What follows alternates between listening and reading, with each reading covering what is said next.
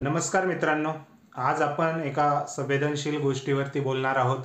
याच्या आधी आपण रील्स शॉर्ट्स मार्फत एकदा प्रश्न उपस्थित केला होता. परंतु आता थोडं सविस्तर आपण त्याबद्दल बोलणार आहोत.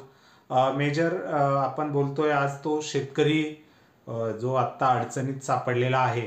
प्रचंड उन्हाळा आहे, प्रत्येकालाच त्याची झळ जाणवते. शहरी भागात तर अजूनच जास्त प्रमाणात हीट आहे. आणि त्या ग्रामीण भागातही आहे, कारण ग्लोबल वॉर्मिंगमुळे ह्या गोष्टी आता सातत्याने पुढे येत आहेत. आणि ह्या ग्लोबल वॉर्मिंगच्या याच्यामध्ये जी पाण्याचा तुटवडा आहे, आता मुंबईसारख्या शहराला पाणी तोटा सहन करावा लागणार आहे. अजून 2 महिने, लगभग 2 महिने, दीड महिना प्रचंड उन्हाळ्याचा बाकी असताना 30% खाली साठा आलेला आहे. पुण्यामध्ये तशीच परिस्थिती निर्माण झाली आहे. मराठवाड्यात तर अतिशय बिकट परिस्थिती आहे. अनेक ठिकाणी टँकर्सने पाणी पुरवठा चालू आहे. त्या संदर्भात आता भरपूर म्हणजे जी झळ बसतेय त्यावरनं आता लोकप्रतिनिधीही बोलायला लागलेले आहेत.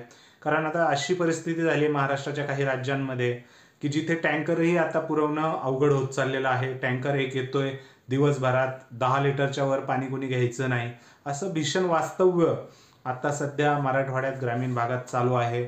आणि त्यातच शेतकरी आता 3 महिन्यापासून जे काही पिकं जिथं पाणी मुबलक आहे तिथं पिकवताय, अवकाळी पावसामुळे कुठेतरी नुकसानं झालेली आहेत.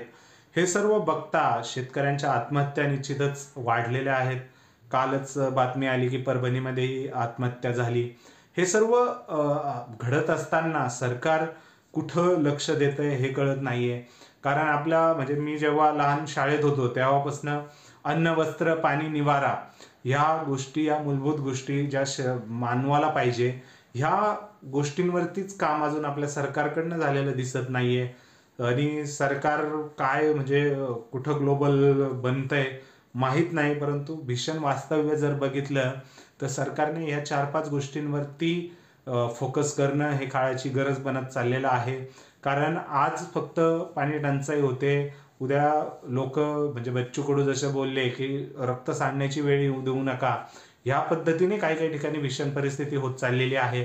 त्यात शेतकरी राजा म्हणजे त्यांचं पीक विमा कर्ज असू द्या, जे काही निवडणुकी आधी भाजप सरकारनं, महायुती सरकारनं जे काही आश्वासनं दिले त्यामध्ये हे प्रमुख होतं की तुमचा 7-12 आपण कोरा करू.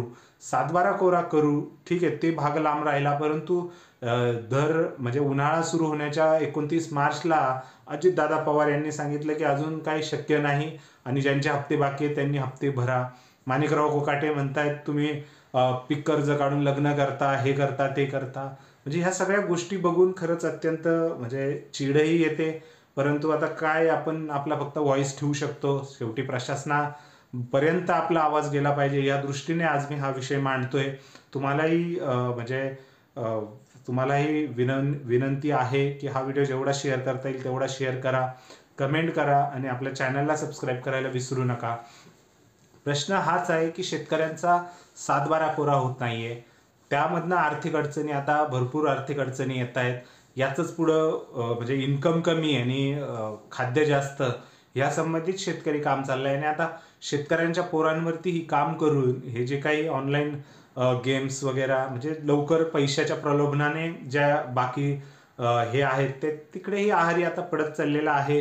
शेवटी पैसा म्हणजे किती कोणाला पाहिजे ह्यापेक्षा जीवनासाठी, जगण्यासाठी जेवढं आहे मूलभूत तेवढं तरी सरकारने देण्याची गरज आहे. काही ठिकाणी आहे, म्हणत नाही आपण, पुणे झालं, मुंबई झालं, जे शहरं आहेत तिथे काही एवढा इश्यू नाही. परंतु जो ग्रामीण भाग आहे हा अजूनही मूलभूत हक्कांच्या विरहित राहिलेला आहे. निश्चितच सरकारने, फडणवीसांनी त्यावरती काम करणं गरजेचं आहे. भरपूर प्रोजेक्ट्स आहेत जे आपलं पाणी समुद्रात जातं, त्यातनं ते काहीतरी महत्त्वाकांक्षी प्रोजेक्ट हातात घेऊन निश्चितच काम करण्याची गरज आहे. जलसंपदा मंत्री राधाकृष्ण विखे पाटील यांनीही त्या संबंधित म्हणजे प्रस्ताव ठेवलेला आहे. देवेंद्र फडणवीस हेही त्याबद्दल आग्रही आहेत की जे वाहणारं पाणी आहे, वाहून जातं जे समुद्राला, ते पाणी आपण मराठवाड्यात वळवू शकतो का. आणि तोपर्यंत तरी सरकारने जोपर्यंत आता ह्या उन्हाळ्याची तीव्रता लक्षात घेऊन निश्चितच कर्जमाफी ही करण्याची गरज आहे. कर्जमाफी नाही झाली तर अजून आत्महत्या वाढतील. कारण शेवटी तेही माणसं आहेत, मनुष्य आहेत, त्यांच्यासाठीही ही सरकार आहे, ही लोकशाही आहे. निश्चितच त्या दृष्टीने विचार करून आत्ता कुठेतरी पाण्याची सोय करून आणि जे शेतकऱ्यांचं आहे त्यांना कर्जमाफी करून, जरी तुम्हाला कर्जमाफी नाही करता आली तरी बँकांकडनं थोडं त्यांना वेव देण्यासाठी अजून एक 5-6 महिने हप्ता लांबवण्यासाठी बिनव्याजी किंवा जे काही थोडंफार आकारता येईल ते आकारावं, हाच पर्याय मला तरी वाटतोय. परंतु शेतकऱ्यांना दिलासा देणं हे गरजेचं आहे आणि जिथे उन्हाळ्यात आता पाण्याची टंचाई आहे तिथे तातडीने काहीतरी उपाययोजना करून गावांची तहान भागवणं हे गरजेचं आहे. तुम्हाला काय वाटतंय ते कमेंट सेक्शनमध्ये कमेंट करून नक्की व्यक्त करा. व्हिडिओ आवडला असल्यास लाईक करा आणि आपल्या चॅनलला सबस्क्राईब करायला विसरू नका. धन्यवाद.